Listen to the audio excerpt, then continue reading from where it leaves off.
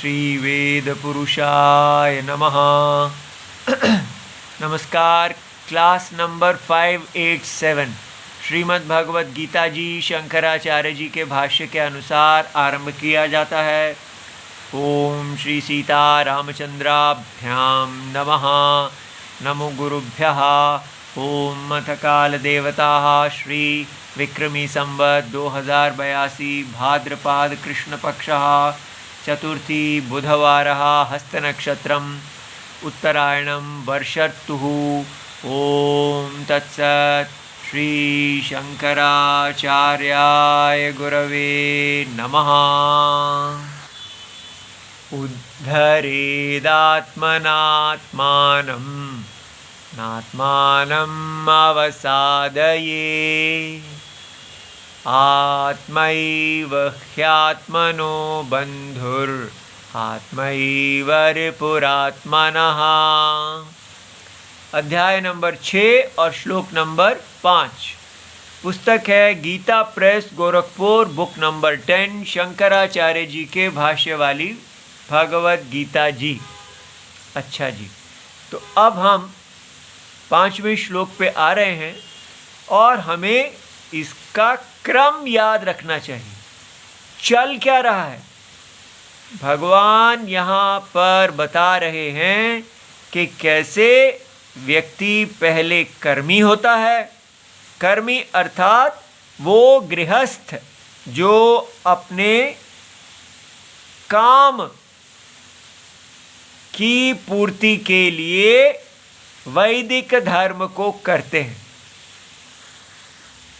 जब भी हमारे मुख से धर्म शब्द निकलता है तो उसी समय आपके सामने इस चित्र को ले आते हैं कि धर्म जब भी कहा जाएगा तो आपके मन में आना चाहिए भगवान का विश्व रूप। राइट एंड रॉन्ग, कर्तव्यम क्या करने योग्य है और क्या नहीं करने योग्य, इसका निश्चय कैसे होगा? इसका निश्चय वेद चक्षु से होगा। तो कर्मी कौन है? कर्मी वो हैं जो वेद चक्षु से संपन्न हैं और उनको दिख रहा है कि ये यहाँ पर भगवान विष्णु खड़े हैं। सर्वत्र उनको भगवान नारायण जगत की आत्मा दिखते हैं कि जगत की आत्मा ने ही ये विराट रूप धारण किया हुआ है। और यहाँ पर एक यज्ञ चल रहा है। उस यज्ञ को बताने के लिए वेद ही ये कल्पना करते हैं कि मानिए यहाँ पर एक पुरुष है, ये सारा जगत पुरुष रूप है। ऐसा देखने से हमारे अंदर से जड़ता का आइडिया निकल जाता है, जो साइंस हमारे अंदर डालती है कि ये सारा दृश्य रूप जगत, लिविंग बीइंग व नॉन लिविंग बीइंग, सारा मैटर में से निकला है।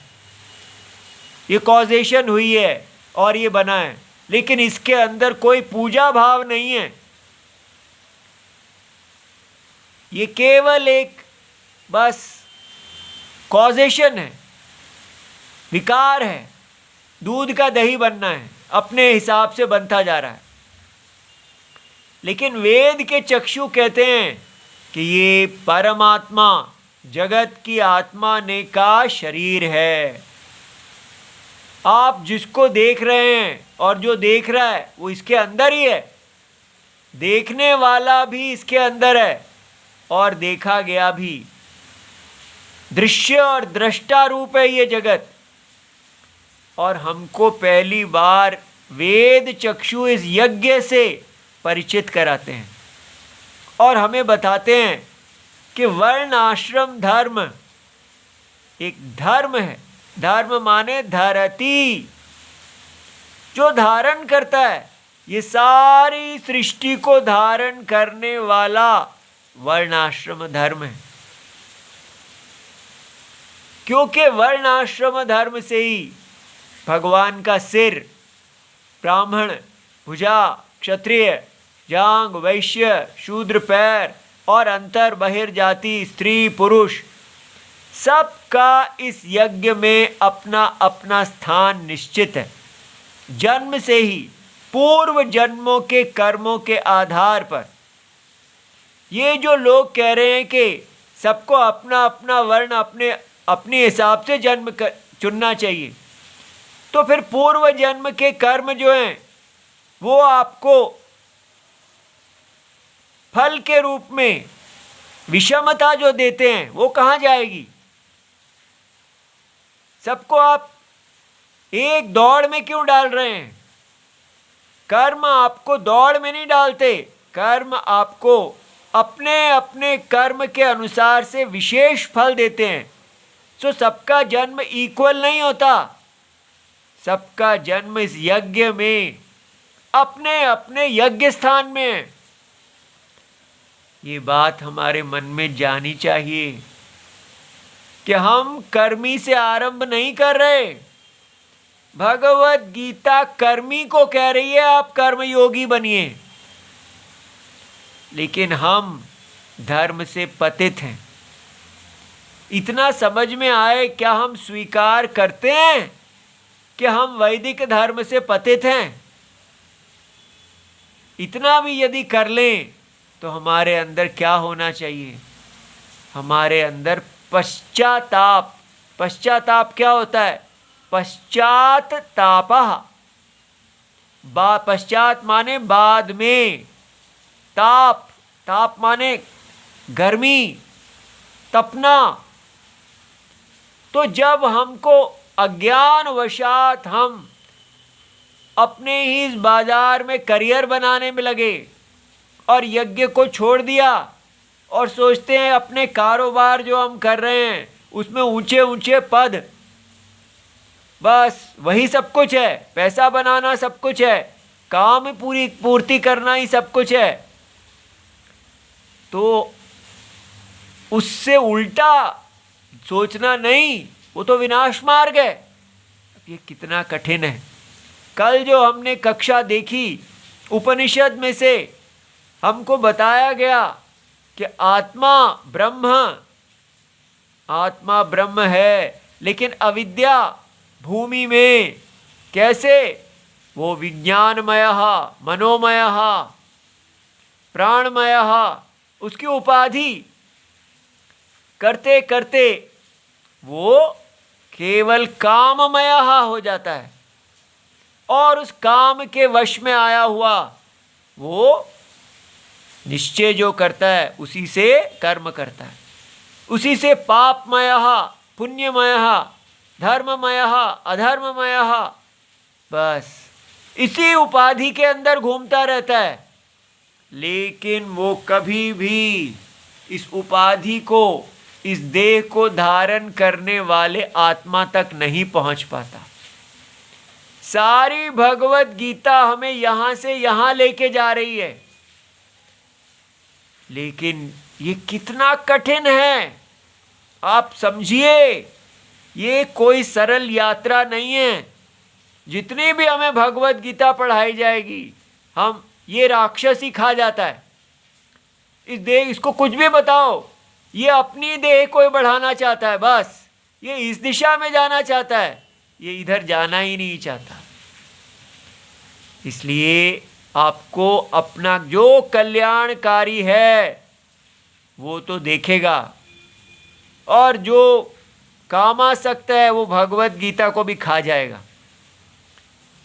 कि भगवत गीता भी मेरे को और ऐसे ही देह मुझे दे जो ज़्यादा से ज़्यादा भोग करा दे, हर चीज़ भोग साधनम। इसलिए समझें कि हम कहाँ से आरंभ कर रहे हैं। हम कर्मी वेद के धर्म को करने वाले नहीं हैं, पूरी तरह वैदिक धर्म से पतित हैं।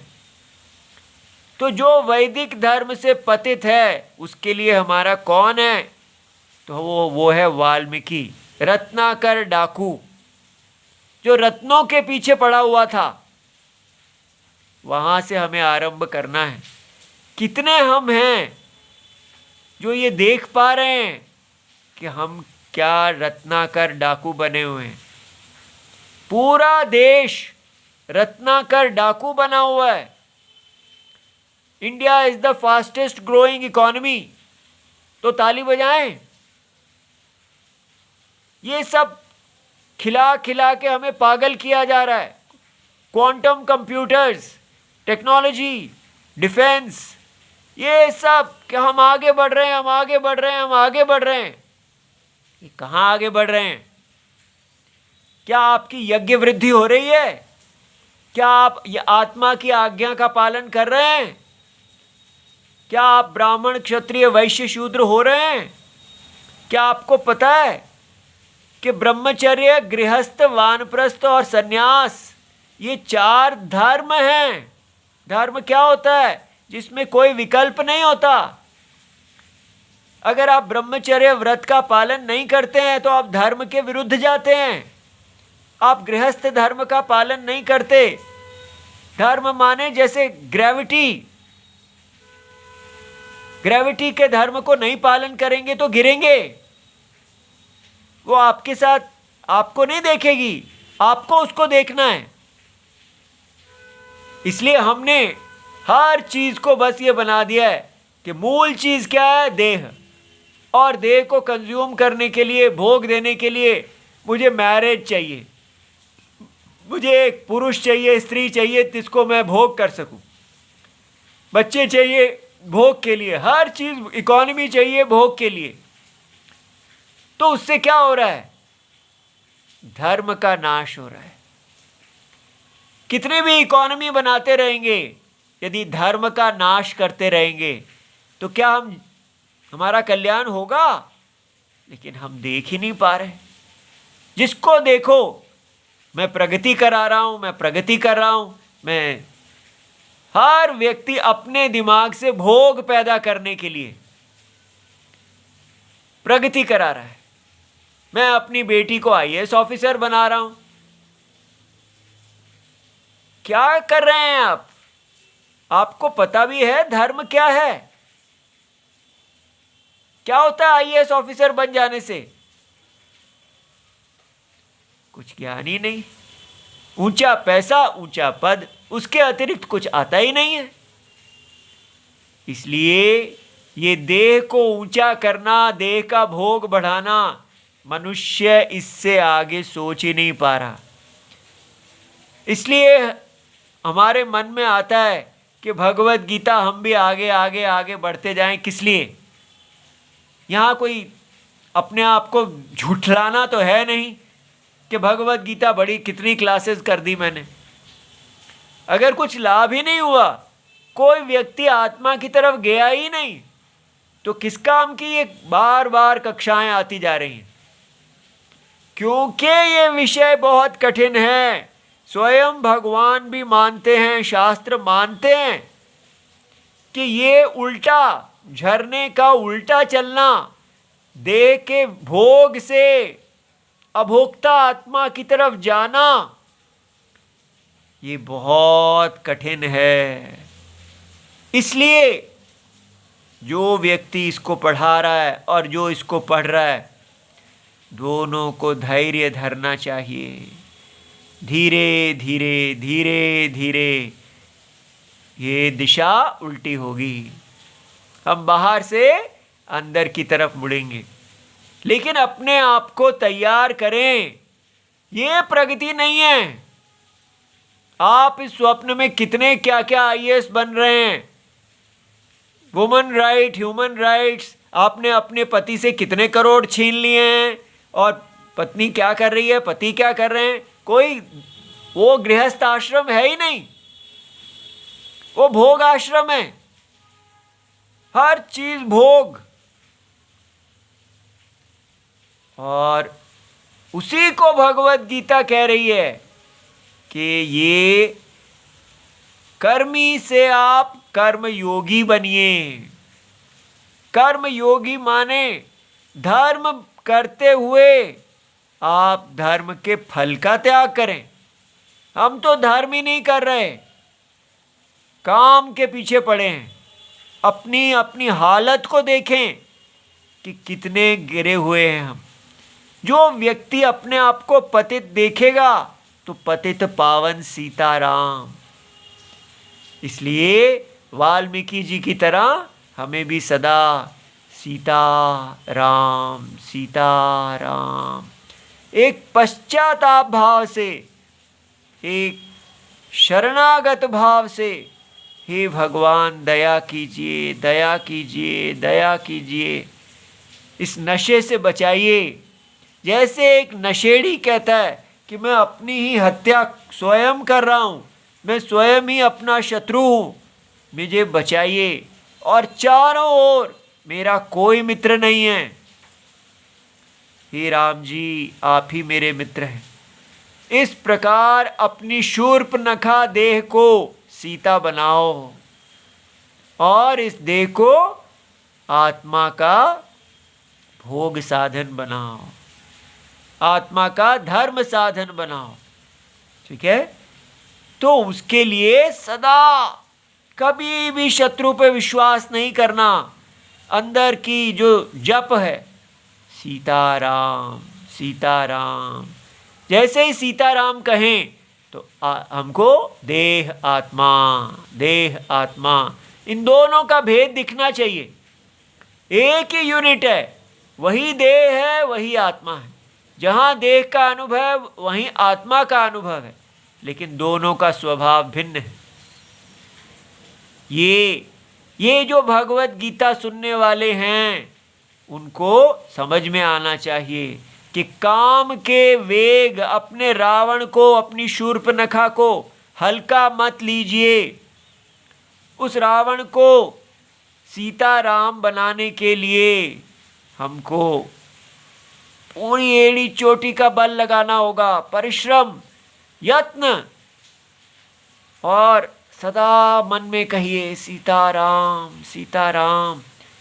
तब कहीं जाके ये जो मन है इसका पाप क्षय होगा, इसको धोना पड़ेगा। इतना पाप है, वो पाप अनुमति नहीं देता।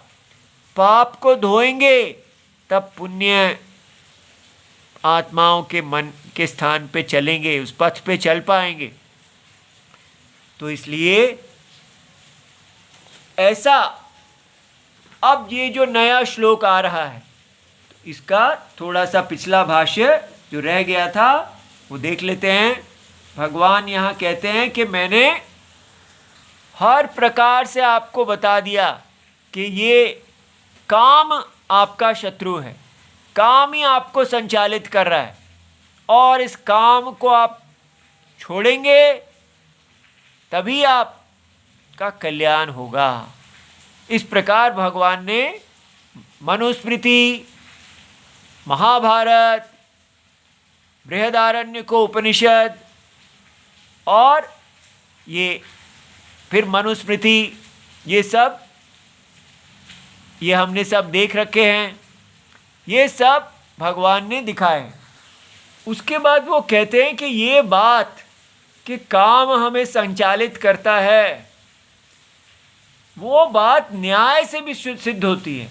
ये न्याय शब्द समझना है कि हमारा शास्त्रम केवल वेद के आधार पे ही चीज़ों को सिद्ध नहीं करता। लोक न्याय, कि जो व्यक्ति कोई वेद नहीं पढ़ता, कोई मनुस्मृति नहीं पढ़ता, कुछ नहीं पढ़ता, उसको भी आप बात करके कह सकते हैं देखो जी, नहीं, सर्व संकल्प संन्यासे कश्चित स्पंदितुम अपि शक्तः। कोई व्यक्ति हैं, उनको बोलिए कि आप अपनी क्रिया क्यों करते हैं, क्यों आप एक्शन करते हैं, तो वो क्या कहेगा, मैं कर्म करता हूँ इष्ट फल की प्राप्ति के लिए। जिस फल को मुझे इष्ट है वही मेरे कर्म में प्रेरणा है। तो देखो ये न्याय है, ये लोक सिद्ध है कि कर्म में प्रेरणा जो है वो इष्ट फल होता है। जहाँ आप इष्टता देखते हैं, ये प्रिय है, उसके पीछे जाते हैं। तो भगवान कहते हैं अगर किसी के अंदर सर्व संकल्प सन्यासी है, उसको कुछ प्रिय ही नहीं लगता, तो फिर वो हिल भी नहीं सकता। कोई भी चेष्टा तभी आएगी अगर वो आपको इष्ट है। मन में इष्ट आता है तो आप वो कार्य करते हैं। जिसके लिए कोई इष्ट ही नहीं है तो वो हिल भी नहीं सकता। तो न्याय ही हमें सिद्ध कर रहा है कि हमको चलाने वाला ये इष्ट भाव है। इसलिए तस्मात् सर्व संकल्प सन्यासी इति वचनात्, जो भगवान ने यहाँ पिछले श्लोक में कहा कि जो सर्व संकल्प सन्यासी नहीं है वो योगी नहीं हो सकता। भगवान क्या कहते हैं? सर्वान कामान सर्वाणि कर्माणि, सारे काम और उनसे प्रेरित हुए सारे कर्म च त्याजयति भगवान, वो हमारे से त्याग करवाना चाहते हैं। भगवान हम चाहते हैं कि इस देह, ये जो आपकी छोटी देह है, इसके सारे कामों को आप छोड़ दीजिए, सभी कर्मों को छोड़ दीजिए और इस विशाल देह के अंदर अपने आप को देखिए और इस विशाल विराट देह को जो इष्ट है वो कीजिए, वो धर्म है। इस देह को जो इष्ट है वो धर्म नहीं है। जो विराट देह में आपका ब्राह्मण क्षत्रिय आदि स्थान है वो कीजिए, लेकिन वो एकदम नहीं आएगा। क्या करना होगा? इस देह को धोना होगा। सीताराम सीताराम। आप देखेंगे जब आप सीताराम को जपेंगे, आप देखेंगे कि आपका मन कितना हर समय चलता ही रहता है। आपके प्राण इतने रेस्टलेस हैं, ठीक है। जब आप करना आरंभ भी करेंगे, आप देखेंगे कि जैसे आप अंदर की तरफ आ रहे हैं, सारा टेंशन कम हो रहा है। ये मन कितना खिंचाव के अंदर रहता है, प्राण कितने तेज रहते हैं, ये सब रिलैक्स करेगा। से शांति आएगी और उसके कारण सारा शरीर जो अंदर से बीमार हुआ है वो तपेगा। और 2 बार भी सीताराम बोलना कठिन होगा, क्योंकि मन विक्षिप्त हो जाएगा, उड़ जाएगा, कभी यहाँ कभी वहाँ। 2 बार भी हम सीताराम नहीं बोल सकते। अपनी हालत पता चलेगी कि कितना कठिन है। जो व्यक्ति इतने सॉफ्टवेयर आदि डिज़ाइन कर लेता है वो 2 बार सीताराम नहीं बोल पाएगा। और यही अर्जुन ने कहा, वो अपने मन को एकाग्र करने के लिए नंबर 1 थे, लेकिन आत्मा में वो कहते हैं मेरा मन तो टिकता ही नहीं है। इसलिए ये अंदर मुड़ना बहुत कठिन है।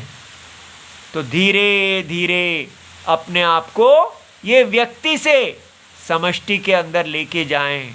ये कर्म योगी बनना कोई सरल काम नहीं है, ये बहुत बड़ी तपस्या है। तो इसलिए भगवान हमारे इस काम की दास्ता से हमें बाहर निकालना चाहते हैं। अब यहाँ इस भूमिका को पीछे रखते हुए ये श्लोक शुरू होता है। यदा एवं योगारूढ़, अब जो व्यक्ति पहले कर्मी था, फिर कर्मी से कर्म योगी हुआ, उसने अपने सारे काम को त्यागा, देखा कि इस संसार की माया में हर चीज़ अनर्थ है। काम कुछ भी विषय की चिंता करेंगे, भोग करेंगे, वो सब अनर्थ के लिए होगा। केवल आत्मा में स्थिति ही, आत्मा की आज्ञा, समष्टि यज्ञ ही अर्थाय है। इस प्रकार जो देखता है वो योगारूढ़ हो गया, उसका मन अंतरात्मा में स्थित हुआ। अब ये बहुत ही बड़ी बात है योगारूढ़ होना। तो भगवान कहते हैं जो इस प्रकार योगारूढ़ है, तदा तेन आत्मा आत्मना उद्धृतः भवति। ऐसे योगारूढ़ व्यक्ति जिसने अपने चित्त को समाधान कर लिया है, जो सदा आत्मा में ही रहता है, उसने क्या किया है? उसके द्वारा आत्मा, अपना ही आत्मा, अपने ही आत्मा के द्वारा उद्धृत, ऊपर की ओर उठा लिया गया है, जैसे गिरे हुए पन से उठा लिया गया है। तो कहां से गिरे हुए? संसारात, अनर्थ व्रातात, अनर्थों का समूह। यहां एक अनर्थ नहीं है, पूरी अनर्थ की, दुख की सेना। कुछ भी कर लो, आप कहें मैं बड़ी सुंदर स्त्री है, इससे विवाह कर लेता हूँ, इस पति ये बड़े अमीर पति हैं, इनसे पैसा बहुत है, इनसे विवाह कर लेता हूँ, बच्चे आ जाते हैं, जॉब कर लेता हूँ, ये कर लेता हूँ, वो कर लेता हूँ। कहीं भी चला जाओ सब अनर्थ, हर चीज यहां दुख हेतु है। ऐसा है ये संसार। इसलिए भगवान कहते हैं कि जो व्यक्ति अपने आप को अपने ही आत्मा के द्वारा, तो इसलिए शरण का स्थान कौन है? आत्मा।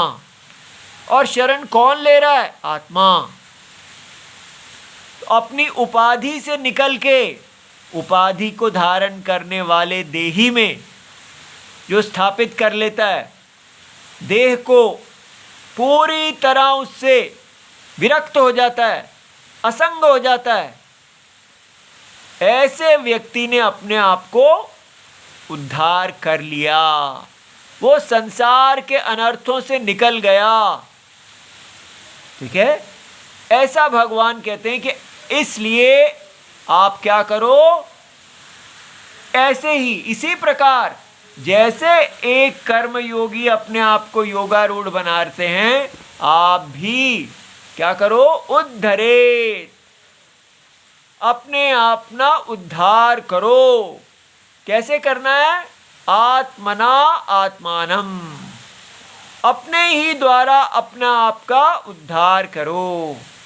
ठीक है, तो अपने द्वारा का मतलब समझना है कि माने अपनी, ये जो आप यहां कोई क्रिया नहीं है, अपने आप को कर्म योगी बनके ध्यान योग का फल की दिशा में लेके जाओ। ये समझना है टॉपिक क्या चल रहा है कि कर्म योग से ध्यान योग की ओर अपने वैदिक धर्म का पालन करो, बिना फल के लिए और यज्ञ की वृद्धि के लिए जियो, और उससे मन को समाहित कर लो और आत्मा में ही रहो और मोक्ष को प्राप्त कर जाओ। ये सारा है उद्धरणम। न आत्मानम अवसादयेत, आपके पास दोनों विकल्प हैं। आप आत्मा को गिरा सकते हैं, डुबा सकते हैं, या आत्मा को संसार सागर से बाहर निकाल सकते हैं, मोक्ष प्राप्त कर सकते हैं, या संसार में पतित हो सकते हैं। आप काम के मार्ग को छोड़ दो। आत्मा एव ही आत्मनः बंधुः, आत्मा ही आत्मा का बंधु है। आत्मैव रिपुरात्मनः, आत्मा ही अपना शत्रु है। और ये श्लोक कैसे पढ़ाया जाता है? क्या कर्म योग और ध्यान योग या मोक्ष के लिए? इसको मोटिवेशनल स्पीकर्स कहते हैं, you are your friend and you are your enemy. अगर आप खूब मेहनत करेंगे और बड़े पोजीशंस पे पहुंचेंगे, ऊंचा पैसा, ऊंचा पस और भोग कमाना आपके हाथ में। अगर आप मेहनत करेंगे तो आप अपना कल्याण कर लेंगे, और अगर आप नहीं करेंगे तो आप अपने शत्रु हो जाएंगे। ये देख रहे हैं कैसे पढ़ाई जा रही है भगवत गीता, कि भगवत गीता आपको मोटिवेशन देती है रावण बनने के लिए, भोगी बनने के लिए, कंज्यूमर बनने के लिए, काम के पथ पे चलने के लिए। अपने ड्रीम्स को फुलफिल करना या नहीं करना आपके हाथ में है। हम कितने ठगे जा रहे हैं। इसलिए जो भी, मुझे तो नहीं लगता बहुत लोग इस भगवत गीता को सुनने वाले हैं, जो दो चार हैं वो अपना कल्याण करें। देखें कि हम पूरी तरह चारों ओर से मोहित किए जा रहे हैं। किसी की मत सुनो, हमारा आत्मा ही हमारा मित्र, भगवान राम जी ही हमारे बंधु हैं। और अगर हम उनको नहीं चुनते हैं, काम को चुनते हैं, तो हम अपने शत्रु हैं। अपने शत्रु ना बने, अपने परम मित्र सीताराम सीताराम सीताराम सीताराम उनको चुने। ओम नमो भगवते वासुदेवाय। प्रणाम।